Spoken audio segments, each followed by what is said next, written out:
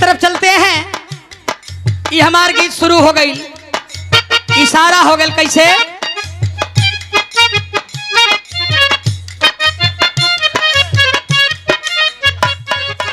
हरे चमार जी कै डंका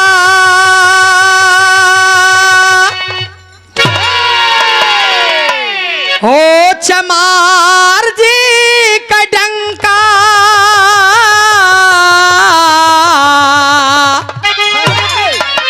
हरे चमार जी का डंका हो, चमार जी का डंका बजल पूरे देश में चमारन का डंका।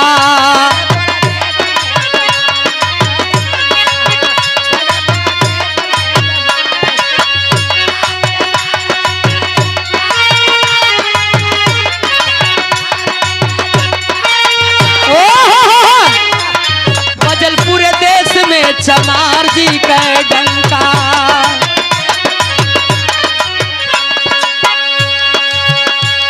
पहला अंतरा से शुरुआत हो गई डंका, भक्ति में के बजौलस तनी शुरुआत हो गई। अहिरन का डंका भी गौले ही, अहिरन का डंका हो, अहिरन का डंका बजल पूरे देश में हो, यादव जी का डंका। क्या बात है? हाँ इना हम जहाँ बोले भाई है गईबो करब।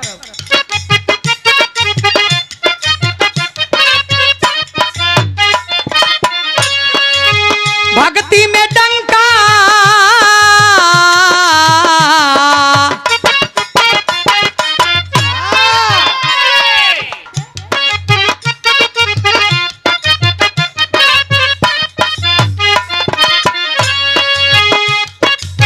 भक्ति में डंका रविदास जी बजवले, रविदास जी बजवले।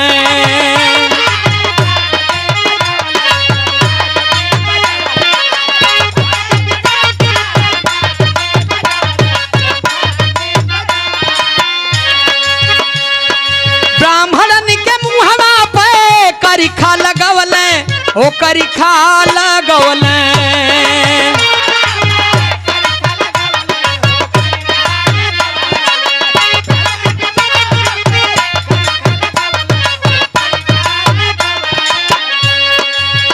सुना, भक्ति में डंका रविदास जी बजौले, अब ब्राह्मणन के मुँह पर करिखा लगौले। जौन भाई बात आप लोगन के मूर्ति वाली बतौली, पाथर वाली और काठे वाली, वह मन बात लिखल बा कैसे? काठ डूबल पानी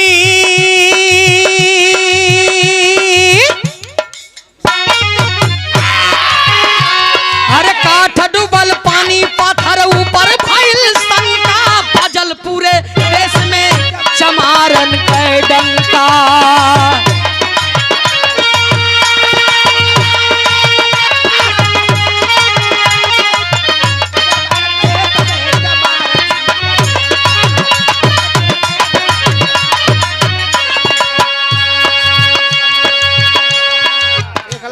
चला आगे बढ़ा।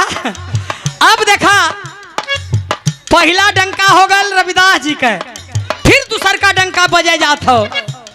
अब है आप लोग सुनले हो बस सीधा गंगा, सीधा गंगा के जानत हो, लेकिन उल्टी गंगा के कोई न जानत।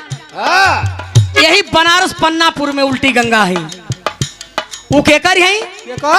उल्टी गंगा के हम बताइला चमारन का गंगा, 85 का गंगा। काहे से? ब्राह्मण देवता का गंगा पूर्व बहेली, पश्चिम बहेली। कैसे बहेली? आवा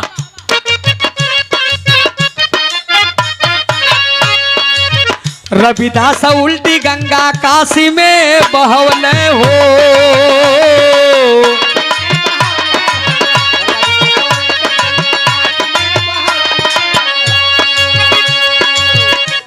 हरे बाबू वाली राखी उल्टी धारा में बहवले हो।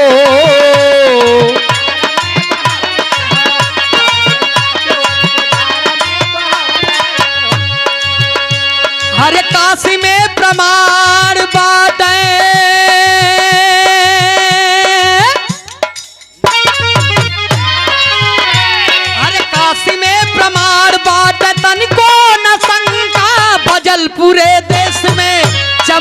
जी के डंका।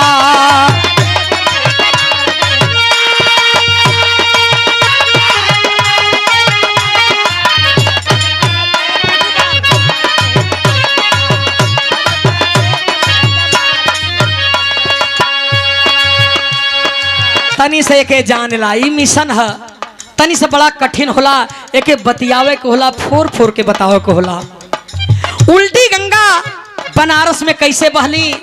जब संत शिरोमणि गुरु रविदास जी के पिताजी मर जाते हैं, ब्रह्मलीन हो जाते हैं, शरीर छोड़ देते हैं मेरे बाबूजी, तो शव को लेकर के चलते हैं उस गंगा के किनारे जाते हैं। सोचते हैं कि मैं बगल में अपने पिताजी का अंतिम संस्कार कर दूं। ब्राह्मण सब कहे कि आपको यहाँ अंतिम संस्कार नहीं करना है, तो कहना सरकार कहाँ? कहना कि आगे चले जाइए जहां झाड़ी रहल एकदम कांटा कुछ रहल। कहना तब? कहना उधर बहा दिया। सोचला कि वो जब फूंक के अगर वो जब बहा दी हैं तो वो हरा रखिया चल जाई, ये हराई ना। ए भैया संत शिरोमणि गुरु रविदास जी जाते हैं। अब देख ला, हम बताईला, पंडित जी से कहिला कि तू बरियार हुआ कि हम बरियार है। अगर हम बरियार ना रही तो से तो उल्टी गंगा बहती कैसे? यही लिए बतावल जाला कि बाभन 12 बरन होला और चमार 13 बरन होला। यही बात पर जब लाश को जला देते हैं, राखी जब प्रवाहित करना होता है तो आवाज देते हैं, कलन के रहे गंगा। अब दान भी देवे सिखला लो। दान कैसे देवे के हो? केहू के अगर कौनो मंदिरे में दान देत हुआ तो अगर जैसे जेके कहत हुआ देवता काली माई, दुर्गा माई, डीह बाबा, केहू भी है, तो वहाँ मतलब 1 रुपया देत हुआ या 10 रुपया देत हुआ तो कुछ वहर से मिले के चाहिए। वो नहीं का पुराण बताला, हम ना बताइला। वह लोग लिखले हुआ कि जब रविदास जी 1 रुपया दान गंगा में करें तो गंगा अपन हाथ उठा के कंगन दे दें। असुल्ले हुआ कि पंडित जी चोरा के लेके अपने घरे चल गए। जब पंडिताइन के दे देना वजह से रुकत है। अब देखा संत शिरोमणि गुरु रविदास जी राखी को लेकर के गंगा के किनारे जा करके कहते हैं कि अरे आ गंगा, यहीं से धारा बदल दे। मेरे बाबूजी, गंगा की धारा बदल गई हमारे में और आप में 85 में इतनी बड़ी पावर है। धारा बदल गई, तब वही में राखी बहुले हुआ और देखा तो कुल बाभन के अरे बाप रखिया तो ये हरिया कुल अवतिया।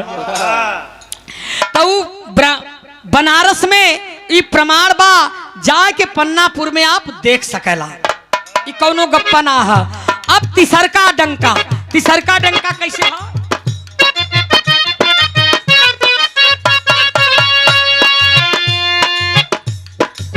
शिक्षा में डंका माँ सावित्री जी बजौली हो,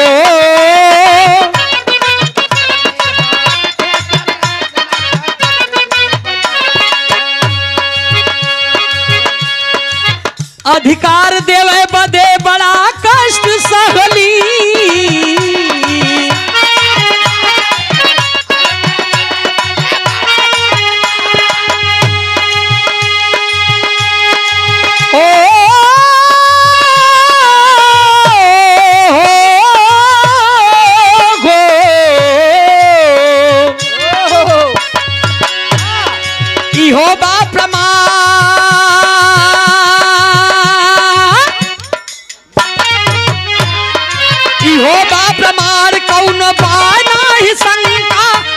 पूरे देश में चमार जी का डंका।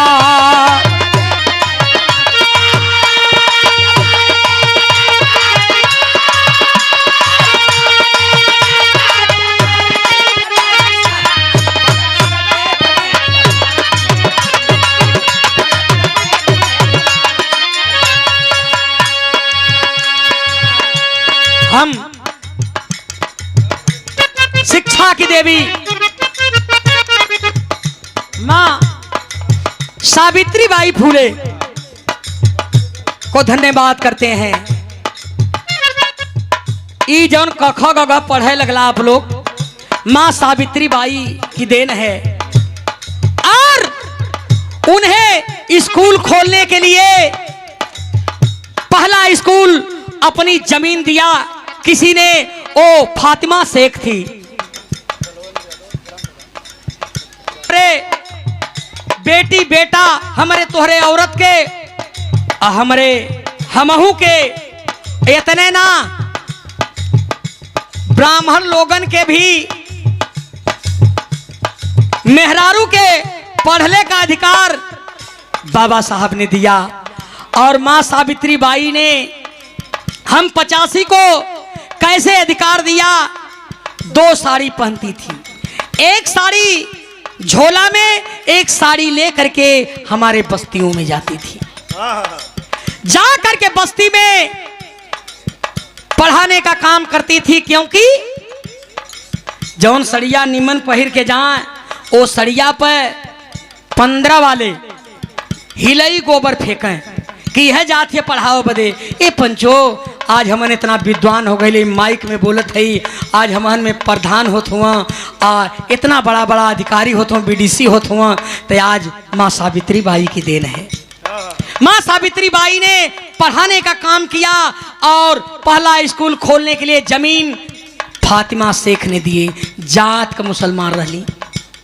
आज हम लोग विद्वान हो गए, लेकिन ये पंचो जौने पहिलैया गोबरा फेंकें वो सड़िया वो जाए के बदल के फिर पढ़ावें, अब पढ़ा लें, फिर वो गंदी वाली सड़िया पहन के फिर झोला में वो साड़ी नहीं की धय के चल दें। पंचो इतना कष्ट सह के हमहन के आज पढ़े लिखे का अधिकार दे दिली। आज हम लोग पढ़ लिख करके विद्वान हो गए। आज आप लोगों के बीच में कुछ कह रहे हैं, अब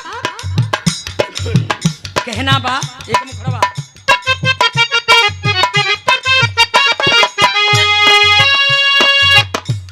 अरे लिखी संविधान डंका भीम जी बजौले,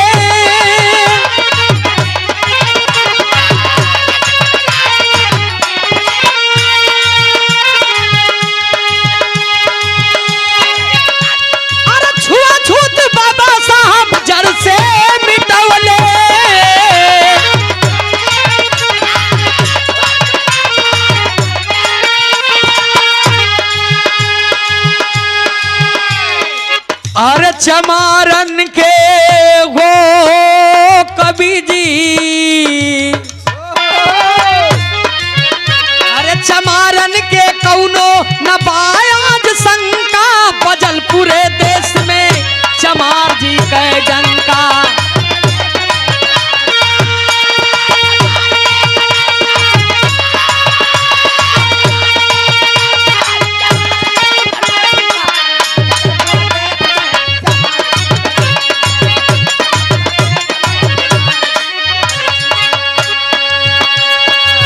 ध्यान तनि से देदा, लास्ट में डंका के बजौलस, छुआछूत चरम सीमा पर रहल। गले में हाड़ी, कमर में झाड़ू, काहे बदे? हड़िया में थूके बदे कि जमीन पर न थूक पावे, और झड़ुआ ये बदे बांधल रहल कि जहर से जाए तब पता चल जाए, जब झड़ुआ ना रही तो पता चले कि सुधर गया है। देख ला विडंबना ही हो, कितना बड़ा अत्याचार हो, अन्याय हो, ये सोचे, लेकिन वो झड़ुआ मिटावत जाए। यह ना रहल, गरवा में घंटी भी बना, वह बतावे पहचान, वह पहचान बतावे कि गले में घंटी बना ये बदे कि घंटिया बजे, घंटिया बजे आता जनाजा की सूत्र आ रहा है। यही लिए हम कहिला कि तू बरियार हुआ कि हम बरियार है, हम तो से बरियार है। बाबा साहब ने संविधान दिया हमें, संविधान में हमें आजादी दिया और कम्युनल अवार्ड के द्वारा हमें 2 वोटों का अधिकार दिया था। एक ओट पर गांधी ने ग्रहण लगा दिया, एक ओट मिला हमें। लेकिन आज वही ओट का देन बा कि बाबा साहब अपने कलम से जो है रानी के पेट का ऑपरेशन कर दिए बिना छोड़ी चक्कू कर। ए बाबू, लेकिन यही लिए बताइला हम एक लाइन महाभारत का बात बताओ चलत है। महाभारत में पांचों पांडवा अपने पाप को खत्म करने के लिए अब एक यज्ञ रचते हैं। वो कृष्ण जी के द्वारा यज्ञ रख दिया गया मेरे मित्रों, लेकिन एक घंटा बांधा गया। वो घंटा बांधा गया और घंटा कन्हैया जी कहलन, मुरलीधर कन्हैया कहलन कि देखा जग तब पूरा होई जब ही घंटा घनघनाए के बजी। अब पंडवा जन बा बड़े बड़े ज्योतिषिन के बोला देहलन, ब्रह्म ज्ञानीन के ब्राह्मणन के बोला देहलन, सब खैलस लेकिन घंटा बजल वजल। और जब घंटा ना बजल तो कन्हैया जी कहना कि का हो युधिष्ठिर, कैसा नहीं घंटा ना बजत हो, एक इतना लोग खात हुआ और घंटा बजत नहीं हो।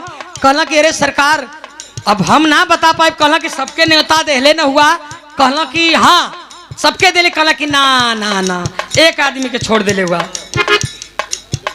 हाँ कहला कि के कहला कि सोपन भगत के, सुपन डोम हम एकदम एक में नाथ दिले। सोपन चमार कहिला गीतिया में कले ही एक महीना में 2,40,000 गई है। जौने चैनल पर राम जग यादव लोक म्यूजिक पर हम गौले ही। हम 2 चैनल पर गाइला, हम मैंने 2 पक्ष ना कहिला, एक यादव जी के चैनल पर, एक चमार जी के चैनल पर। मैंने क्यों इन का हो तू तो नहीं पकावाला, ऐसा कोई बात ना है। अब तो आप लोग चढ़ा दे बात, आप लोग अहिरा बाड़ा चमार हुआ चमार जी, वाह वाह वाह क्या बात है। चलिए यादव जी चमार जी बहुत सुंदर। मैं बहुत खुश हूँ कि आप लोग वीडियो बना रहे हैं, ले जा करके वायरल करेंगे। लेकिन एक का निवेदन रही कवि जी होकर ही मत हो लइकवा मत लिखो। एक चैनल वाला लिख देलस, नाम ना लेते वो चैनल वाले के प्रमोद बाबू जाए देख ला ऐसा चैनल वाला लिख दिला हमारे गाँव के बगल कहा गाँव ना बताई। हम बिरहा गाता है लेकिन उसका नाम नहीं बताएंगे, हम नहीं कहेंगे अपने मुंह से। नहीं चमारा में हुआ लेकिन हम नहीं कहेंगे कि वो उसका नाम नहीं बताएंगे, परिचय बताएंगे। दिक्कत है वो लिख दिया, यह लिखा कि फुलेंदर चमार पुलिस से नहीं डरता है। अच्छा इतना जने बैठल हुआ। अच्छा बता हम पुलिस से ना डराई हम सबसे ऊपर है प्रधान जी जैसे सबसे ऊपर तो हम ना ही भाई, सबसे भाई सबके बराबर है। तो पुलिस प्रशासन जो चाहेगी जब चाहेगी वो करेगी। तो पुलिस से हम काहे डराई? तो माला कानून से क्यों हम डरेंगे? क्योंकि बाबा साहब ने बनाया है कानून, तो हम कैसे नहीं डरेंगे। अब दूसर के दिन लिख दलस, दूसर के दिन लिख दलस सूरज बाबू से कहली कह रहे समझा लेता भैया। कलम अम्मा कहली है उतार दलस वीडियो। हमारे राजा बाबू कहला कि नहीं पापा वीडियो नहीं उतारा है। दूसर के दिन का लिखल का सुना ज्यादा। दूसर के दिन लिख दलस कि फुलेंदर चमार को जेल होना चाहिए और जेल हो तो छूटना नहीं चाहिए। अरे बाप रे बाप। हाँ यह हमारे में एकता है, इतना बड़ी एकता है। एक अपना ही भाई अपने भाई के पैर को खींच रहा है, खींचा था चढ़े न पाँव पर। लेकिन आज और एक ढोलक वाला भी चढ़ाया था। ढोलक वाला? अरे बाप, यासीर नाम है। अरे भाई इधर का है सर। और एक माया म्यूजिक वाले हैं, वो लिखे थे कि अब मिशन के गायकों पर जो है कि लोढ़ा घूम गया है। हम कह रहे बाबू लोढ़ा नहीं घूम गया, 20 बार जेल होगा, लेकिन ये हमार बहुजन समाज, ये हमारे 85 के लोग, हम जय बार जेल जाएंगे तय बार छुड़ाएंगे हमको, क्योंकि हम इन लोगों के बल पर गाते हैं और ये लोग हमें हमारे अंदर उत्साह भरते हैं। ऐसा कोनो बात ना है। अरे जैसे रुपया पैसा लगा ला तो ये आपन लोन का देहल होला। कोनो हम अपने कहीं से ईटा गर्रा कह के थोड़ी लगाईला, ये आपन लोन का देहल पैसा आपन लोगन बदे हम खर्चा कर देला। ऐसा कोनो बात ना है। तब तनी सावा महाभारत वाली कहानियां पर सोपन डोन के कहले हुआ कि ना, तो कहला कि ना ही तो चमार है ना, कहला के हो तो शूद्र हो। कहला वो काय के खाना खाई, कहला कि उसको बुलाइए, वही उसको बुलाना जरूरी है। कहला ठीक है। तब भीमसेन गईले तो कहला कि ए सुपन भगत भैया भैया, कहला कि है सुपन भगत, एक काम करा, चला हमारे घर में न्योता खाए के है। अच्छा ऐसा ही न्योता दियाला, बताओ घमंड एहू तरह न्योता दियाला। कहला कि भैया आप हुआ के, कहला कि हम महाभारत वाला भीम हई। कहला कि जब तू महाभारत वाला भीम हुआ एकर मतलब कि जो 10,000 हाथी का बलवा रहे। कहला हाँ हम ही हई, चला नहीं तो पखुरिया के लेके चल तो के, अभी तू हमें जानत ना हुआ। कहला अरे भाई ठीक है चलत है, पुरनिया है तैसे एक काम करता बाबू, हुआ छड़िया टांगल है तैसे ले ले उता, हम उठ ना पावत है। खुटिया पर छड़ी टांगल है और जब भीमसेन गई ने छड़िया आने बदे छड़िया जगह ही ने छोड़त है,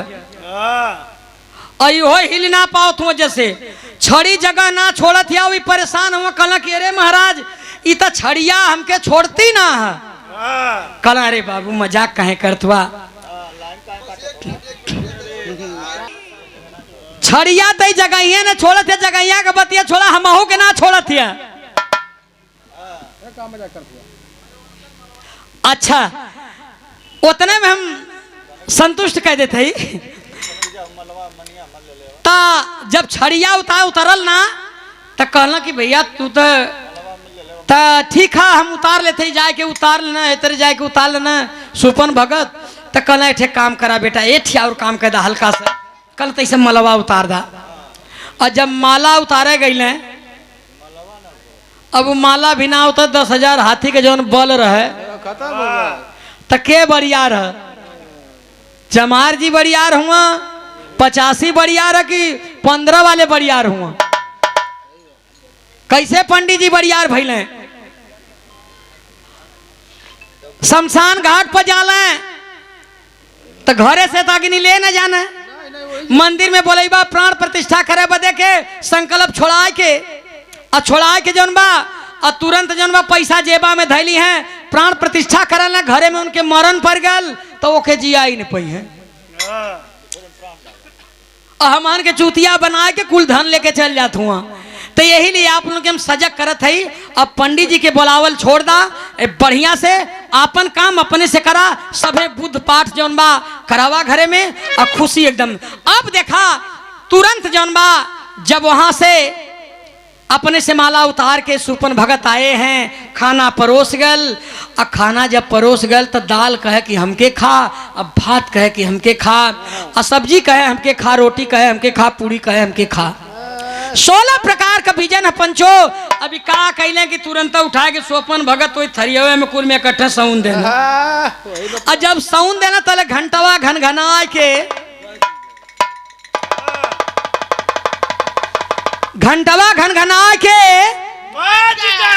अब बजे लगल पंचो। और जब बजा लगल भैया तबले तो द्रौपदी वहीं से ताकत रे कलो जात का डोमा ना रुक गए, वहीं पर से रुक गए। अभी कन्हैया जी कहला कि रे का हो गए, कहला कि का भल भैया, कहला कि रुका द्रौपदी को बुलाते हैं।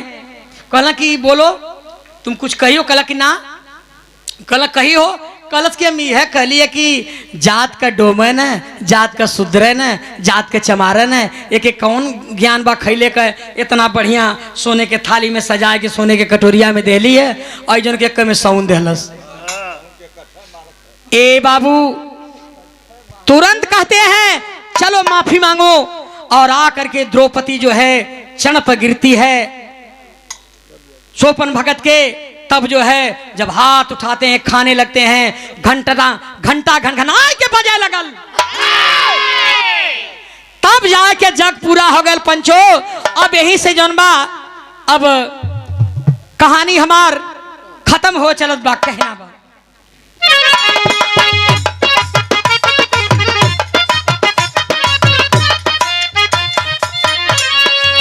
लिखी संविधान डंका भीम जी बजावले हो, भीम जी बजावले।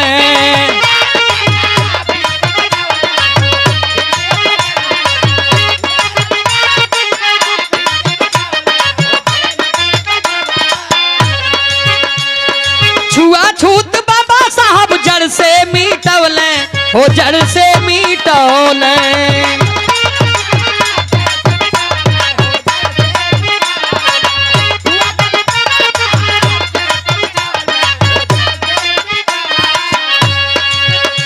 अरे चमारन के कौनो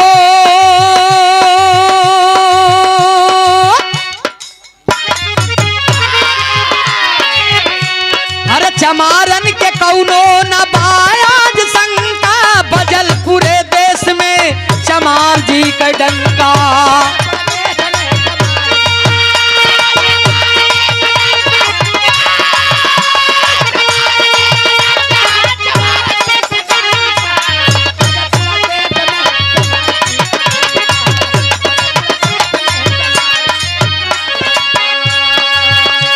ए बाबू, बाबा साहब ने ऐसा संविधान बना के दिया जिससे अंग्रेज समझ गए कि इस देश में भी दिमागदार हैं, समझदार लोग हैं। आज बाबा साहब संविधान के द्वारा हमें आज़ादी दे दिया और हम आज़ाद होकर के घूम रहे हैं। वैसा संविधान कोई बनाने वाला पैदा नहीं हुआ। लेकिन अब आखिरी लाइन में अभी हमारे घरे का परिचय है, ये मिशन में हमें गवाओं में केकर केकर हाथ रहेला, कहना बा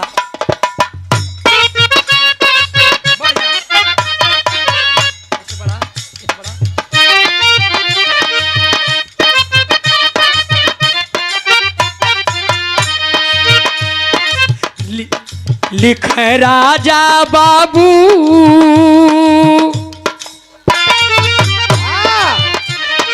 लिखे राजा बाबू राहुल मलौरा मकनवा हो, मलौरा मकनवा।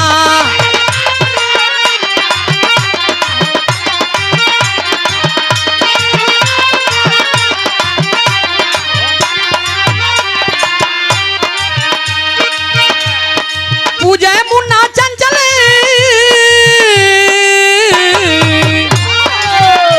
अरे पूजे मुन्ना चंचल माई बाबू के चरणवा हो, बाबू के चरणवा।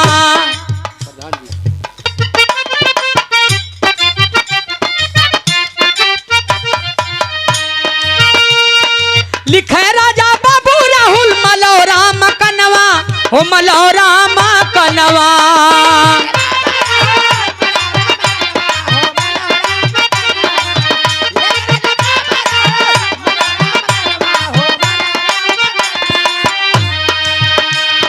पूजे मुन्ना चंचल माई बाबू के चरणवा हो, बाबू के चरणवा।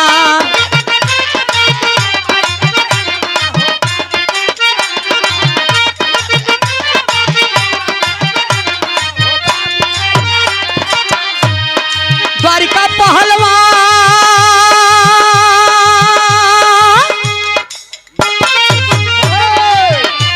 अरे द्वारिका पहलवान राम जी माता ने शंका।